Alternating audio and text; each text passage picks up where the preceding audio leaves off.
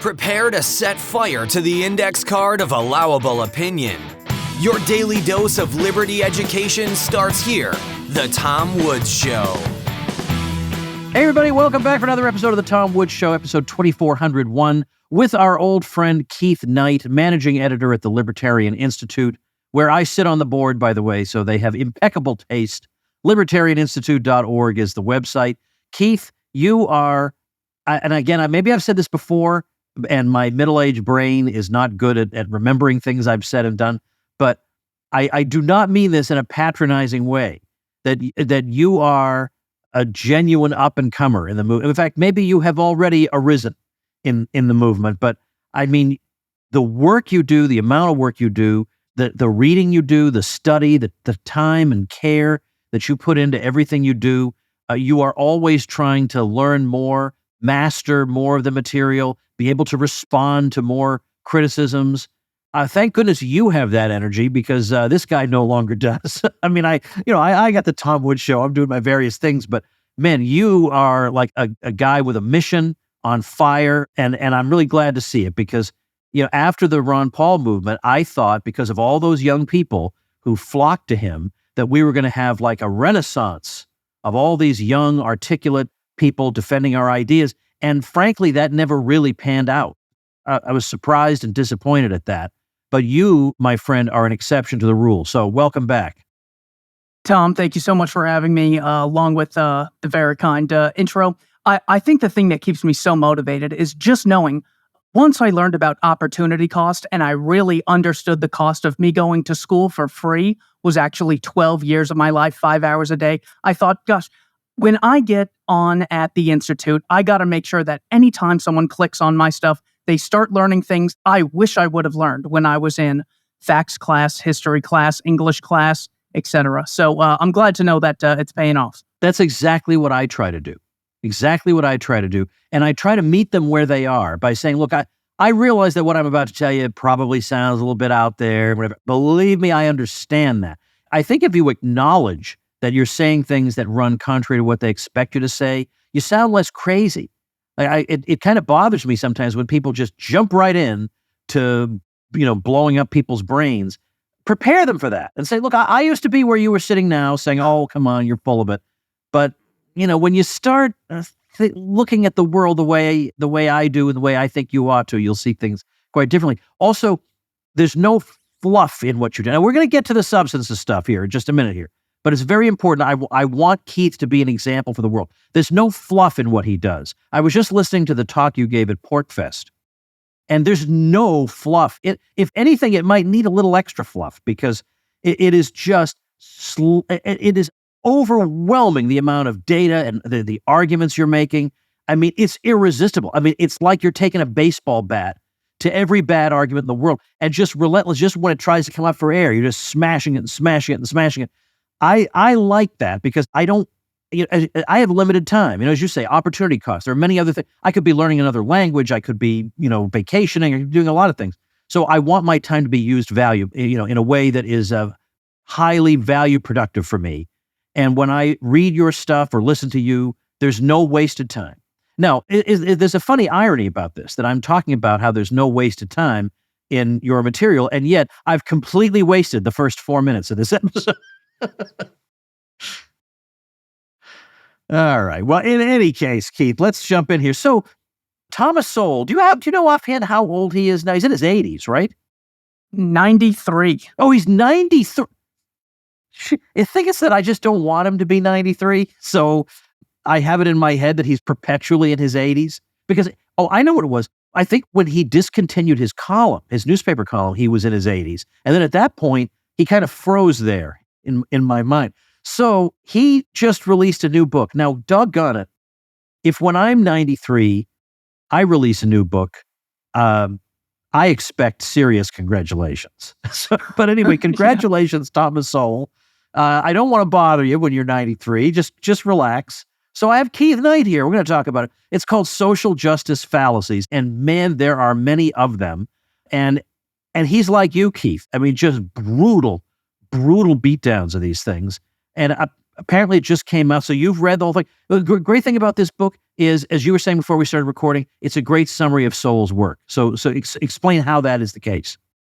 So what Sowell does is he sort of merges three books from what I gather. One is a book titled Civil Rights Rhetoric or Reality, where he talks about the implications of the civil rights vision. This is generally the claim that we know that the Civil Rights Act was beneficial to Blacks because after the passage of the Civil Rights Act, we saw an increase in Black incomes after the Civil Rights Act was enacted. What Sowell says is, that is the worst year you can pick because that's the very year that it starts. In order to actually see if this was something that grew out of the Civil Rights Movement or the Civil Rights Act, what we have to do is look at the two previous decades and ask whether or not this was a trend that was already occurring or not.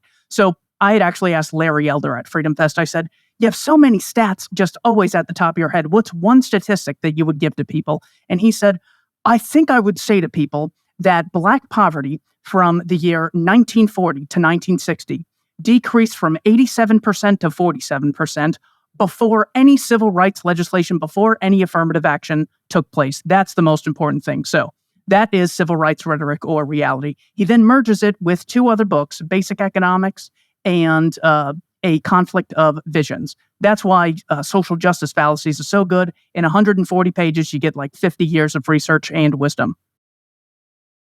Well, I am quite fond of Civil Rights Rhetoric or Reality. It's a book that's not mentioned that much.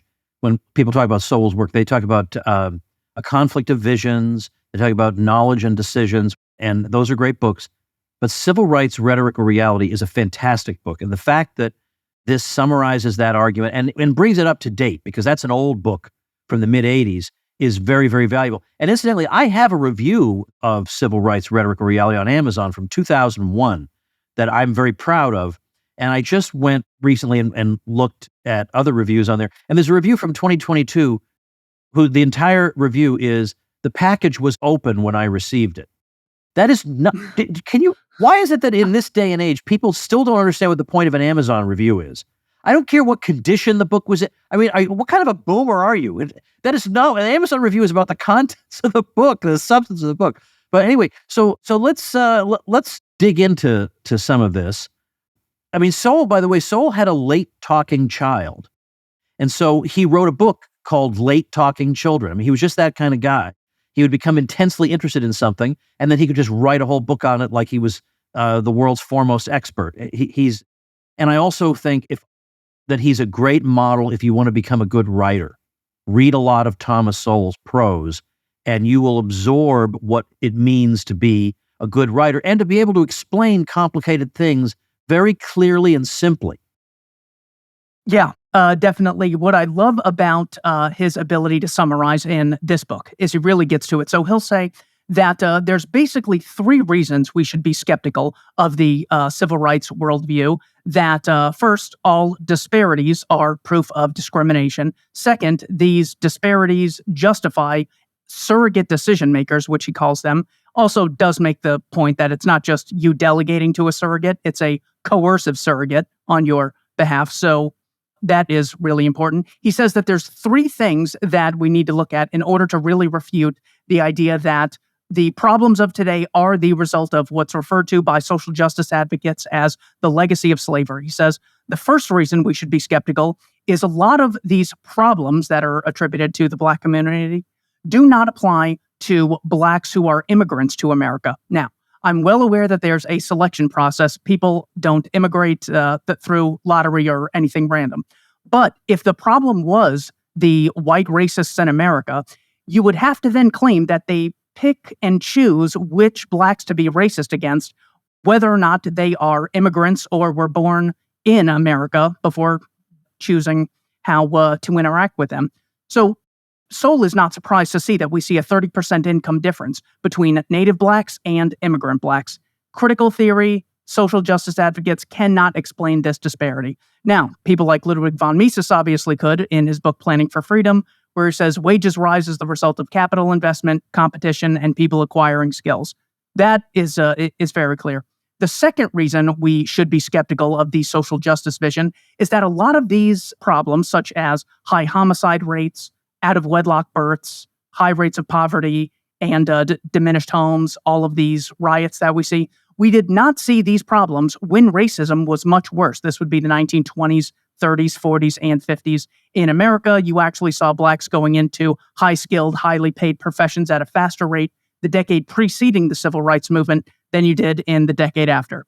Third, you also, the third reason to be skeptical is we see a lot of these problems among poor whites when it comes to an increase in single-parent households, when it comes to an increase in homicide rates. So those are the three pillars that Sowell says we should be very skeptical of the social justice movement because the problems don't apply to black immigrants as much. They do apply to poor whites. And historically, when racism was much worse, the problems didn't exist or were much smaller than they are today. He gives the example of married black couples. And he says that the rate of poverty of married black couples in the United States has never risen as high as 10%. So much lower than for the general black population. Now, if racism were the explanation for everything we see and all the disparities, why would this matter? Do you think racists go around asking if blacks are married or not before they begin to mistreat them? They probably don't even know or care. So why would this happen? Why would that happen? And then secondly, he says that if you look at single parent households, whether headed by men or women, but particularly by women, they have at least twice the poverty rate of households that are headed by a black married couple.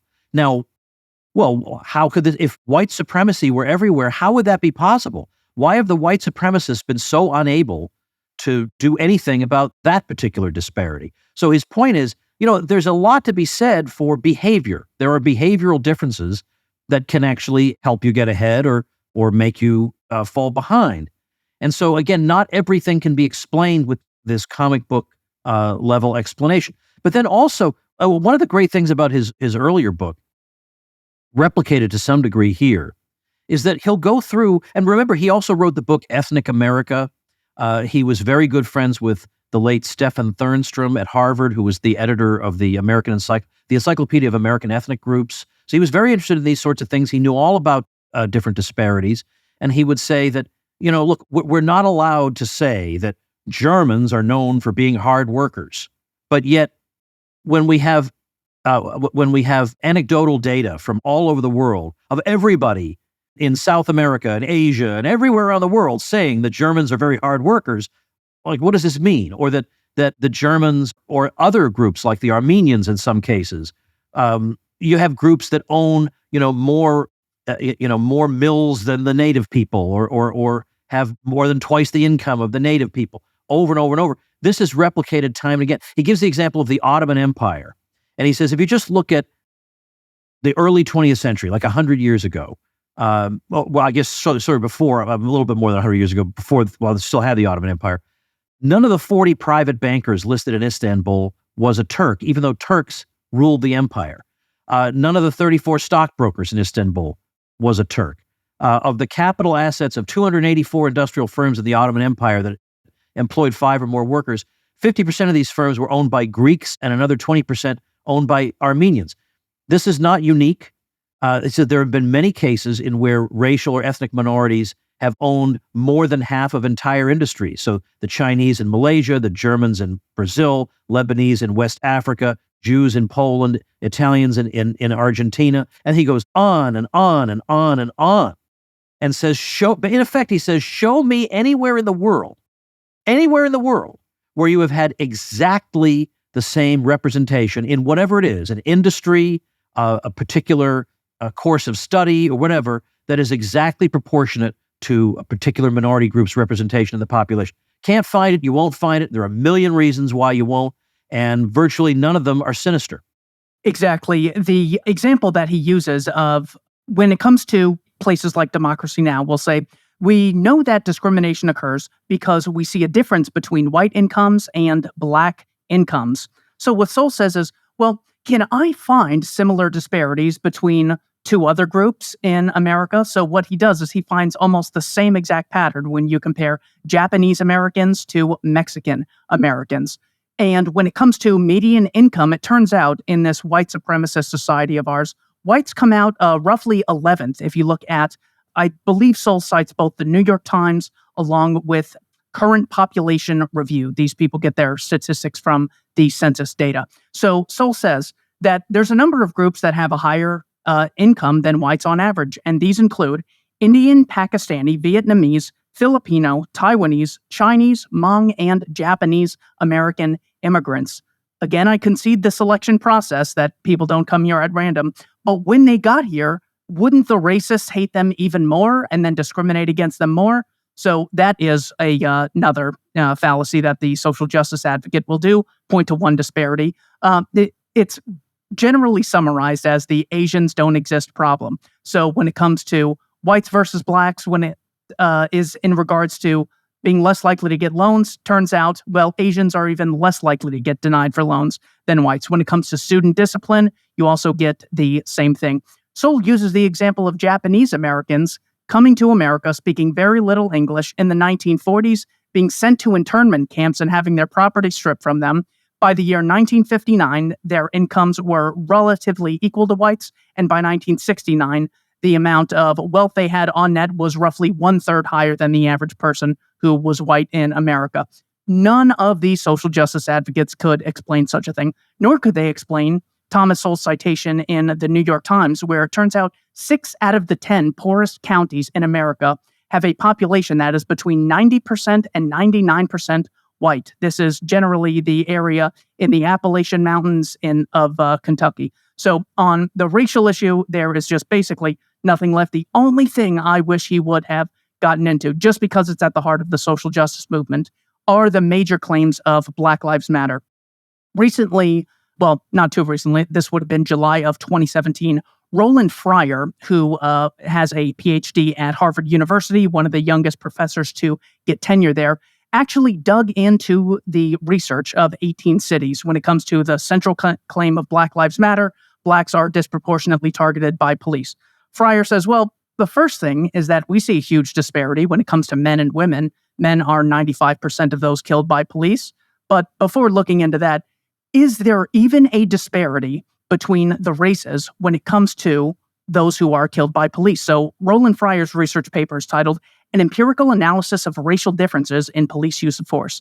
And after studying 18 cities across America, his claim is that on the most extreme use of force, officer-involved shootings, we find no racial differences in either the raw data or when contextual factors are taken into account. And even when you have, individual examples like a white woman, Justine Damon, who was murdered by a black officer, Muhammad Noor, in Minnesota, she was unarmed, got no attention. Ashley Babbitt, unarmed white woman, murdered by a black officer, Michael Byrd, he gets on NBC and just explains the situation, and there's no talk of a trial at all. So, yes, there are people who out there who are racist, who judge by skin color as opposed to the content of character. It's basically all Democrats and progressives at this point. The book is excellent. I highly recommend it. Well, it's in connection with that, I might mention the case of Eric Stewart, who was a professor at Florida State, who was recently fired because it turned out that he was accused of being guilty of extreme negligence in his scholarly work. And he did work that was disproportionately influential in making people think that there was systemic bias racially among the police, and that people have wildly inflated numbers in their heads of what the police have done, and so on and so forth. So he was removed recently, and the provost at Florida State said that Stewart demonstrated extreme negligence in basic data management, resulting in an unprecedented number of articles retracted and numerous other articles now in question, and then said the damage to the standing of the university, and in particular the College of Criminology and Criminal Justice and its faculty, approaches the catastrophic and may be unalterable. So now I don't think that many people know that this even happened. Could you imagine if Heather McDonald, who has spent quite some time trying to debunk some of these claims, if she'd been fired from an institution, well, the whole country would know all about it. We'd never hear the end of it. But this guy, one of the key architects of the BLM's theory of life, was actually fired as a professor. And to be fired as a professor, you almost have to, I mean, you could probably murder somebody and they would look the other way sometimes with some of these systems. But it was that bad. His level of negligence was that bad. So you're right that is an area where Sowell's book would have benefited a bit more. But you've definitely covered this. And if you were to ask people, maybe you know the numbers offhand. If you were to ask people, let's say you categorize people into, quote, liberals and, quote, conservatives. Now, we know that's an oversimplification, but let's just say if you ask self-identified liberals and self-identified conservatives, what do you think the number of unarmed black men killed by the police is in a given year? They have wildly crazy answers for that. Now, that doesn't mean that I'm an apologist for the police. It just means I want the truth to be told. I don't want to believe a lie. Yes, I believe it was Skeptic Magazine. This is Michael Shermer's magazine. They had surveyed liberals and conservatives and asked them how many unarmed blacks a year. I mean, George Floyd, we have, the case of Eric Garner as well. How many in total? And it turns out 44% of self-identified liberals said between 1,000 and 10,000 unarmed blacks per year are killed by the police. The number in 2019, according to the Washington Post, was there were 41 unarmed people killed by the police that year. 9 were black and 19 of them were white. This total, including armed and unarmed, came to 1,004 people killed by police. So the total number is not 1/10 of what a portion of liberals think unarmed blacks are killed. It's just so wildly out of proportion. I had an intelligence officer, Chase Hughes, on my show some time ago, and he said, Keith, I've researched MKUltra, and I've done thousands of hours of research into mind control. And if I had to describe mind control in one word, it would be repetition. That is how you are able to control people's minds. And I thought, you know what?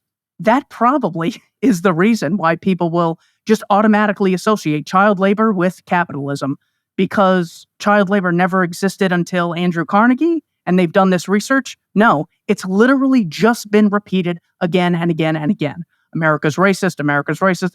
So many times it's been repeated without a single shred of evidence. So that is how the corporate press is able to get away with such a lie without ever going to the direct evidence. Hey, everybody, let's say a big thank you to our tremendous sponsor, Blinkist. Blinkist is an app that helps you become that kind of person you secretly envy, that person who knows something about everything without being a know-it-all, who is the life of the party, witty and charming and interesting, always something interesting to say. Well, with Blinkist, you can absorb huge amounts of information, the kind of information that satisfies your natural curiosity, but also the kind that will help you become more successful in business and in life. Because Blinkist takes books, nonfiction books, in 27 different categories and condenses them into 15-minute summaries you can read or listen to. And so for some books, you'll say, I definitely want to read the whole thing now. And for others, you'll say, this was more than enough. Well, I love efficiency. And so if I have to go to the store and back, and that's a total of half an hour driving, that means I've consumed the equivalent of 2 books. Incredible. And you'll find all kinds of interesting books at Blinkist. As a matter of fact, Blinkist has libertarian classics by people like Murray Rothbard, Milton Friedman, and dare I say, even old Woods here. Right now, Blinkist has a special offer just for our audience. Go to Blinkist.com/Woods to start your 7-day free trial and get 25% off a Blinkist premium membership. That's Blinkist, spelled Blinkist, Blinkist.com/Woods to get 25% off and a 7-day free trial. Blinkist.com/Woods. And now for a limited time, you can even use Blinkist Connect to share your premium account, and you'll get 2 premium subscriptions for the price of 1. Well, of course, I have this book coming out on the COVID craziness, and its situation is analogous there, because if you were to ask exactly the same people, if you were to be diagnosed with COVID, what is the likelihood that you would need to be hospitalized? They're off by orders of magnitude. They have absolutely no way of assessing the risk level involved there. None whatsoever. I mean, dramatically off. Even the self-described conservatives are generally we're vastly overstating the likelihood of that. I love Sowell's style so much. And so I want to share, if I may, just another example from this early section in the book. And he quotes a headline in a San Francisco newspaper. The headline reads, "Why are Black and Latino people still kept out of tech industry?" And what gets Sowell is the kept out. Like people are actively instead of, there are firms that would slit the throats of their own grandmothers if they could manage to hire more Black and Latino people. They're desperate to do that.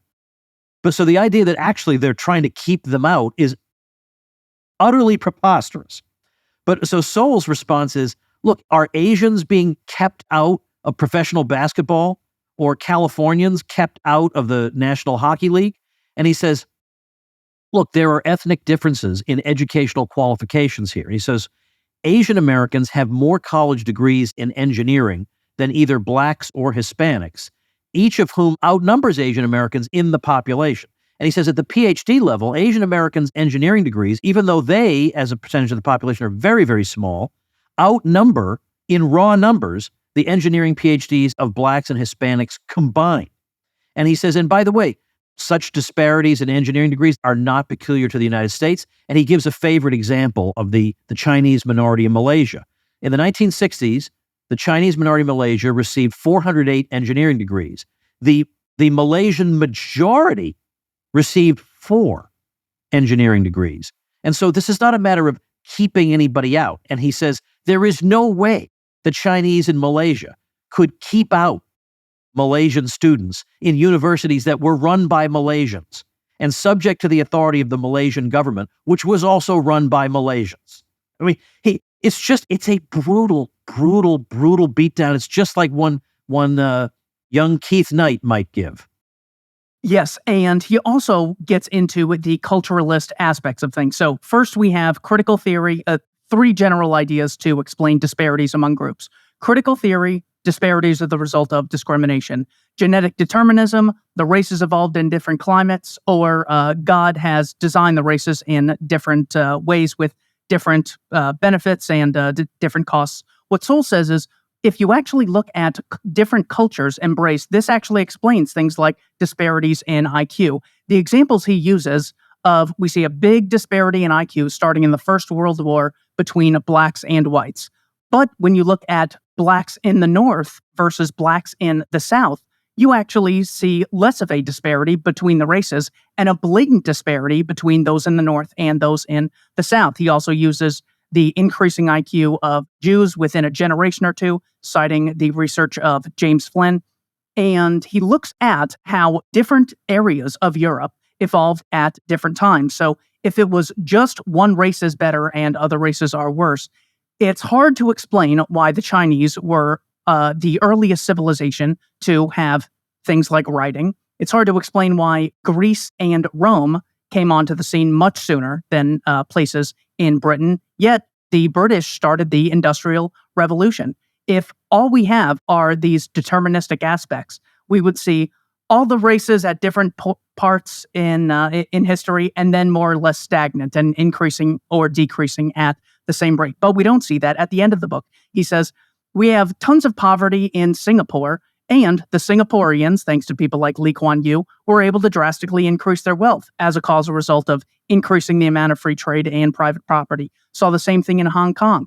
The example of South Korea, China, after Mao and Deng Xiaoping brought in some free market reforms. He uses the example of India in 1991. So the social justice mindset gets you into the idea that there's basically nothing you can really do until you overthrow the entire system, until we have more of a global acceptance of social justice. If there's ever an injustice somewhere, if there's ever one or two racists sort of lingering around, then the entire system's corrupt and there's nothing you can actually do.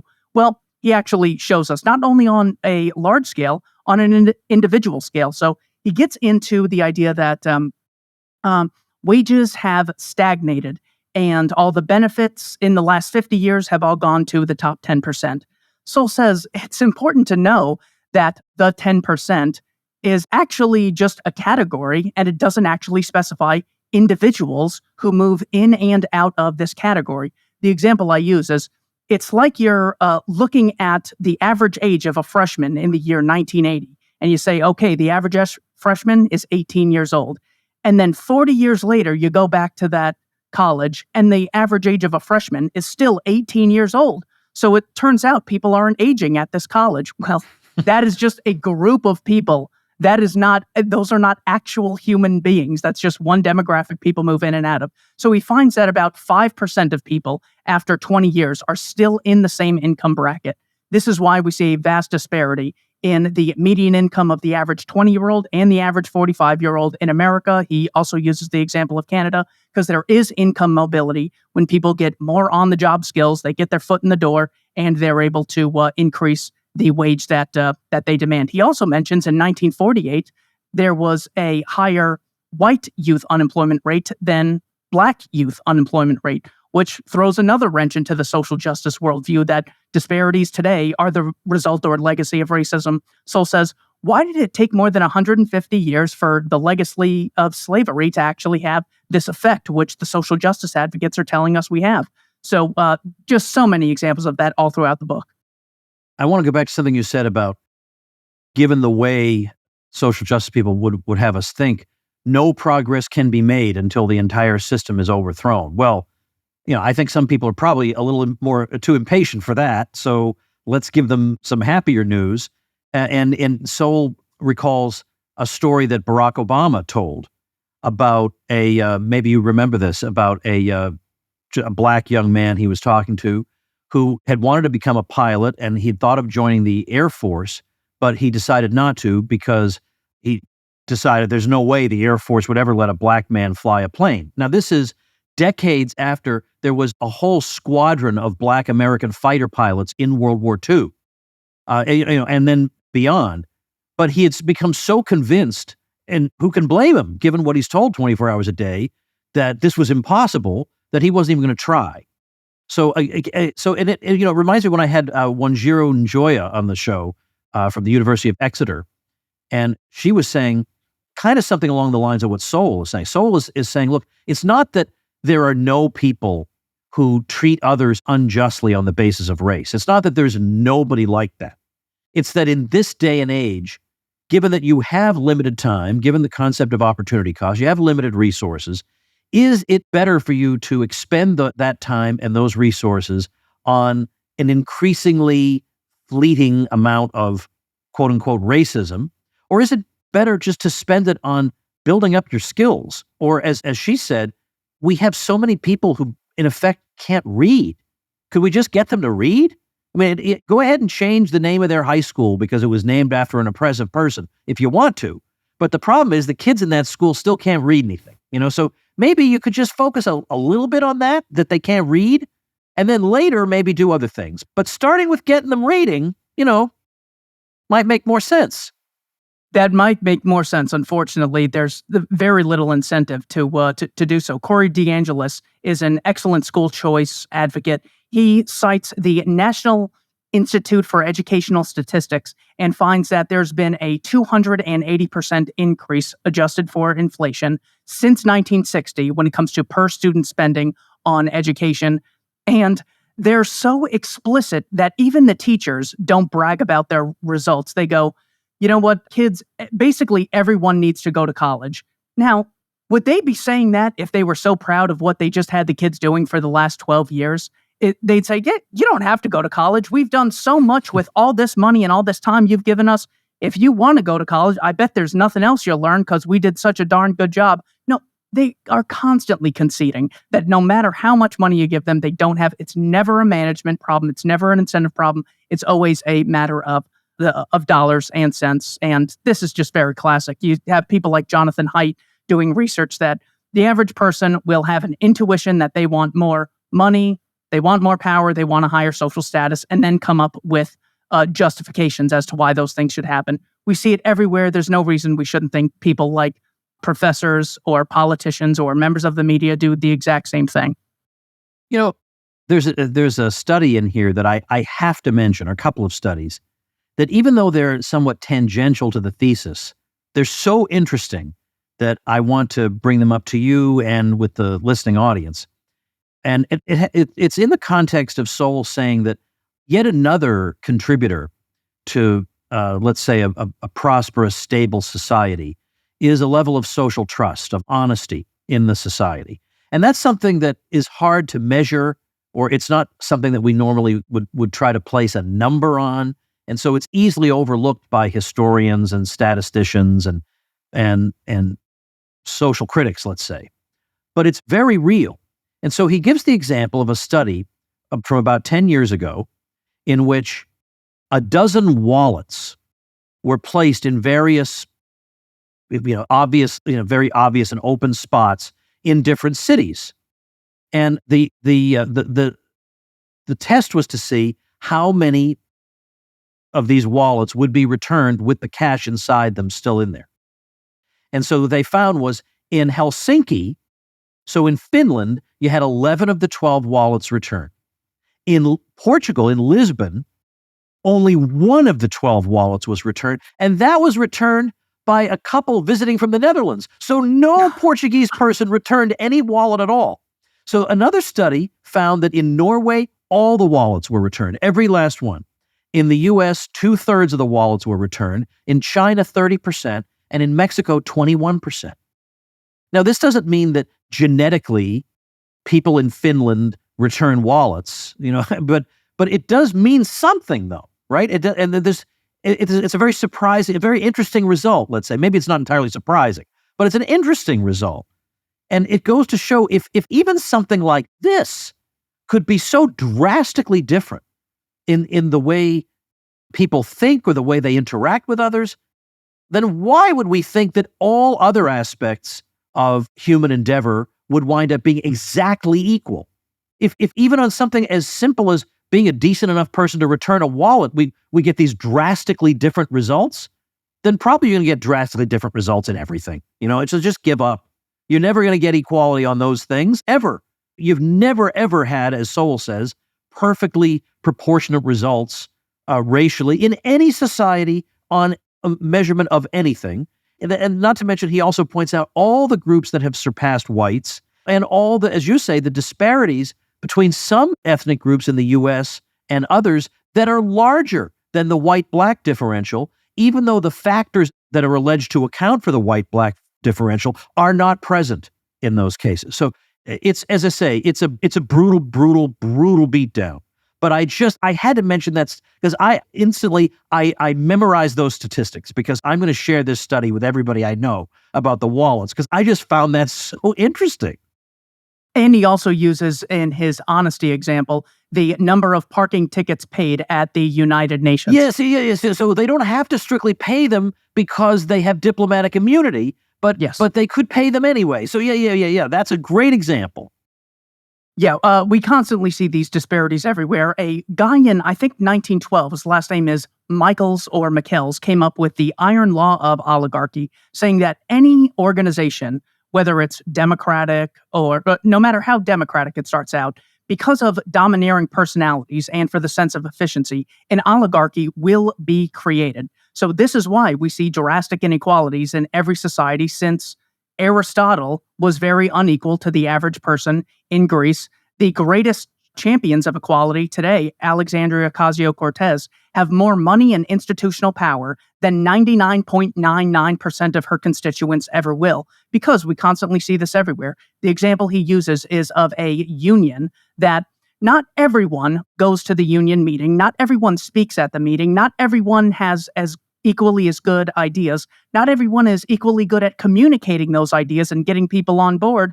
So you end up with Jimmy Hoffa and a few of his pals running the entire union for tens of thousands of people. So anytime people organize, examples that Sowell uses is what percentage of golfers are as good as Tiger Woods? What percentage of comedians are as funny as Chris Rock? Oh, the example he uses is the Manning family.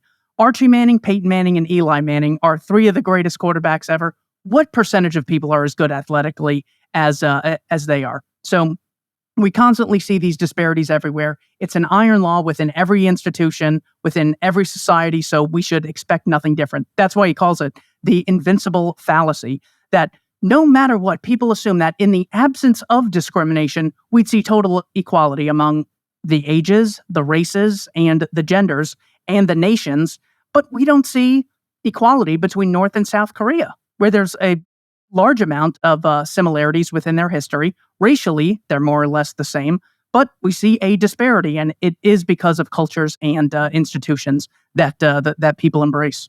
Hey, everybody, let's take a minute to thank our sponsor, Persist SEO. If you are getting buried by your competition online, then build your brand, your reputation, and your lead flow with digital marketing by Persist SEO. If you are a small local business trying to compete against large companies in the service industry, then increase your visibility with Persist SEO. Or what if you have low or no leads coming in on a consistent basis? Well, then website search engine and conversion optimization can help move the needle to a more prosperous business model for you. Are you tired of cold calling and networking, meeting places getting shut down? Use your website as a lead generation engine. Or what if you're not showing up for your services in the search engines? Well, get found with Persist SEO's expert search engine optimization. All you have to do is call 770-580-3736 or visit them at ineedseo.help for a free website audit and consultation. That's 770-580-3736 or ineedseo.help.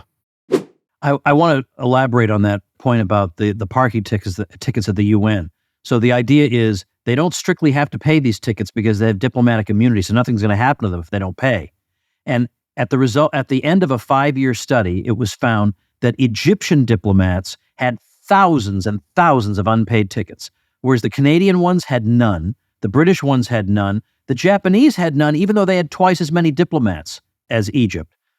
Another thing I want to in a minute, I want to read a passage to you and get your commentary on it. But before I do that, I want to point out that in this day and age, in 2023, given the technology we have, given the internet, the amount of capital you need to start a business has been drastically slashed. In the same way that the amount of money you need, let's say, to become a musician is drastically slashed. You can or the connections you need.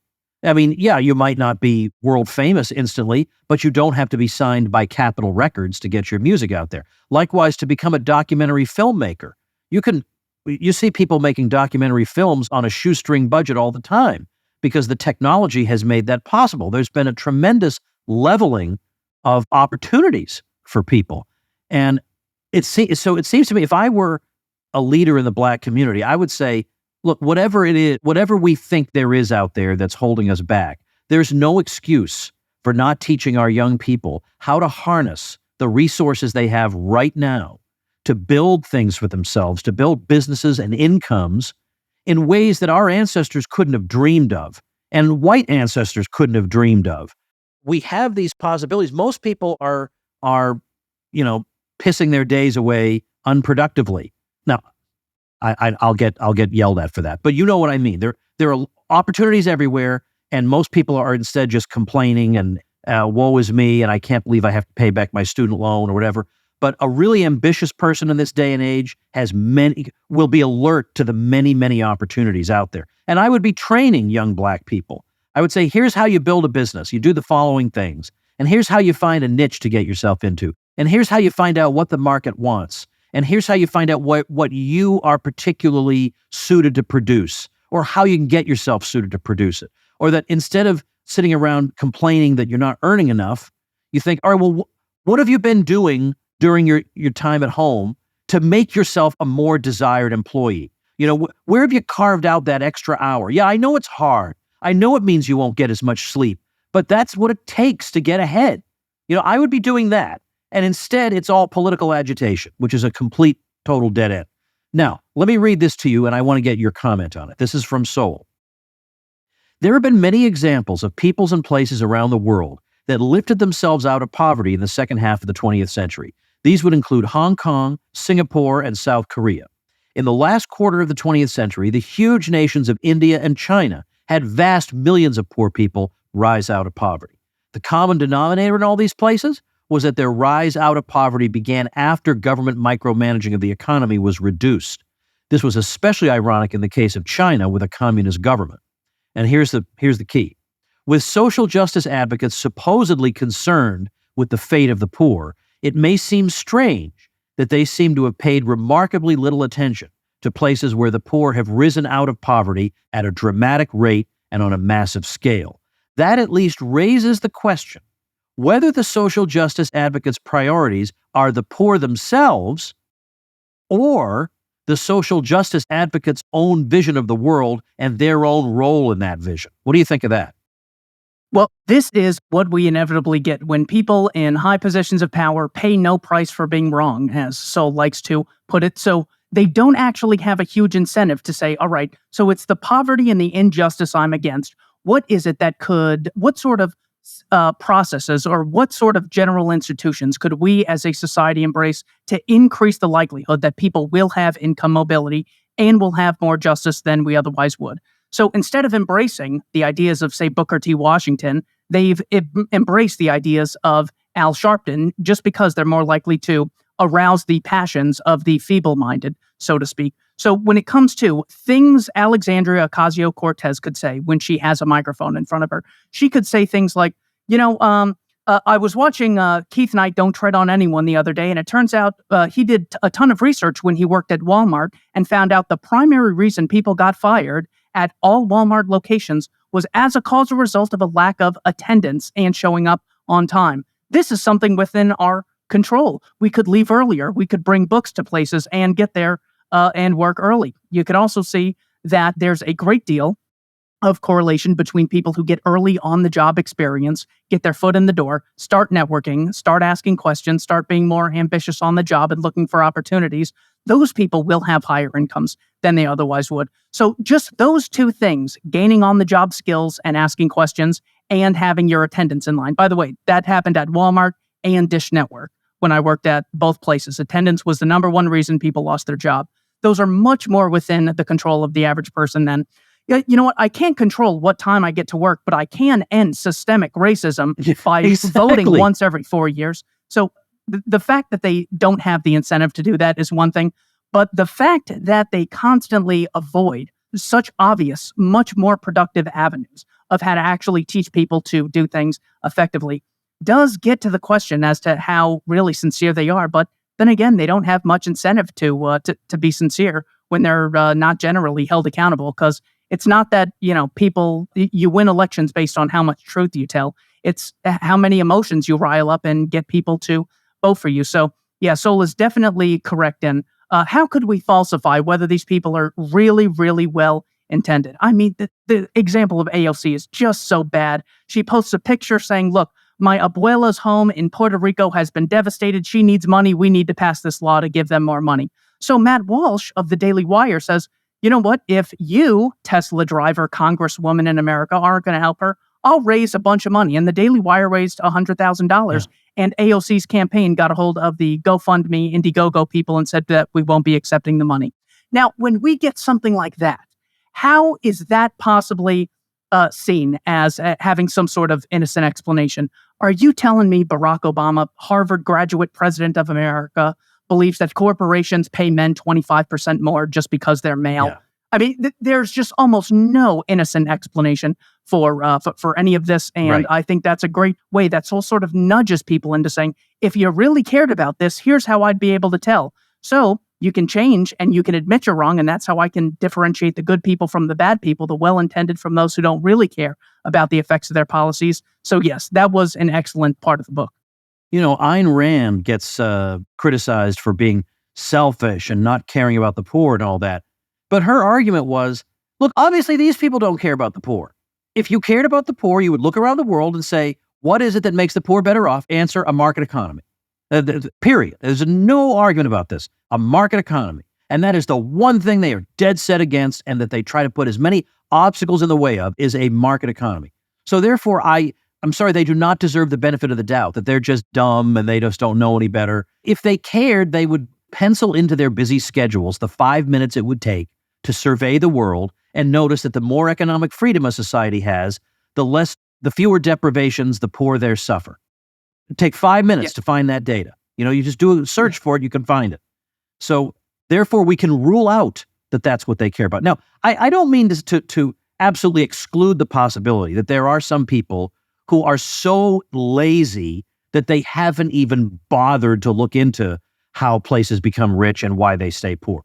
I'm sure there are intellectually lazy people, but then those people are so contemptible that they can't even look into the very thing that they're supposedly passionate about, that I just don't care about their opinion. It's certainly hard to care about the opinion. When I was doing research for a speech, I found out that something like 1 billion hours of Netflix is watched collectively by Netflix users, and I go, there's just no way that I could still excuse these things. If it's like people spend 99% of their days working in the mines of the greedy capitalist and they only get a few minutes a day to sleep, then I could say, well, maybe you could be ignorant of these things. There's just no excuse at this point. Yeah, start with East Germany and West Germany, and then social justice advocates get back to me on which side was wealthier. The great example that Niall Ferguson uses is he uses the example of the Chinese inside and outside of the Republic to determine whether or not but we can see why some people are wealthy and others are impoverished. And I love what Sowell does, where he says that if it's true about the economic social injustice that the wealth of the rich comes at the expense of the cost of the poor, the wealthy are wealthy as a result of impoverishing the poor, we could actually find a way to falsify this. And the second he throws that line at you, you know you're in trouble. So he says, let's look at where the most billionaires are in the world, either as a total number, absolutely, or on a per capita basis. It turns out that America has more billionaires than all of Africa and the Middle East combined, and the average American has a higher standard of living than the average person in Africa or the Middle East. So the entire exploitation narrative, just based on that irrefutable metric, is one way you can refute the social justice narratives. He then gets into how did places fare once they kicked out the Jews, the Lebanese, the Egyptians, and all of these other demographics. Or Asians in Africa. Asians in Africa, yes. The Chinese in the Philippines is the other examples he uses. He goes, once we kick out these parasites and once we confiscate all the wealth from the rich, well, then we could have this prosperity. But turns out, once all the wealth is taken, turns out you killed the golden goose. You have less golden eggs. Someone's going to have to look into that and see why it is. And he also has a great section on the amount of money that's confiscated from the state and a lack of appreciation from the social justice advocates. So first he says that just because you have higher tax rates doesn't automatically equate to more revenue. But also in years like 2022, the federal government got $6.27 trillion to spend. And people aren't like, government's 30% better than it was previously, 4 years earlier when they only got $4.2 trillion, because of COVID and the CARES Act. So even when they get all the power that they beg for, they still have nothing to brag about. There's so many of these little nuggets, and I'm going to let you go in a minute, but there's so many of these little nuggets of information that you wouldn't ever think of. And then as soon as you learn them, you realize that it explodes all these bumper sticker slogans that substitute for thought. And so, for example, in Sweden, we're talking, the Swedes do well because they have the giant welfare state. But what's interesting is if you follow the Swedes around the world, they have a low poverty rate wherever they go, for whatever reason. It doesn't matter if they're in a welfare state. They do even better when they're in a more market economy. So, again, if you know only one fact, then sometimes that's not, usually they don't even know one fact. They have a distortion. But even sometimes if you know only one fact, it's not enough. You need to know the other complementary fact that then explains and contextualizes the first fact, like the example of the Swedes. So, what's interesting? This is a very unusual episode. I have one other time I did an episode on a Thomas Sowell book. Actually, matter of fact, I might have done a solo episode on one of his books, but I did one with Michael Malice on A Conflict of Visions, which I like very much. But so here we are, you and I have been talking about somebody else's book. It's Social Justice Fallacies by Thomas Sowell. I'll link to it in the description of this video. I'm doing video now, but unfortunately, I've completely destroyed my YouTube following because for years and years, I wasn't releasing any video on here. It was just a still shot and the audio of the show. So now I've got like 75,000 YouTube subscribers, none of whom bothers to look for videos by me anymore. So I burned them all out. Now here I am, trying to do it. But anyway, but also on the show notes page, which is tomwoods.com/2401. But for you, Keith, what should we link to? Because I bet we have some new Keith Knight fans as of today.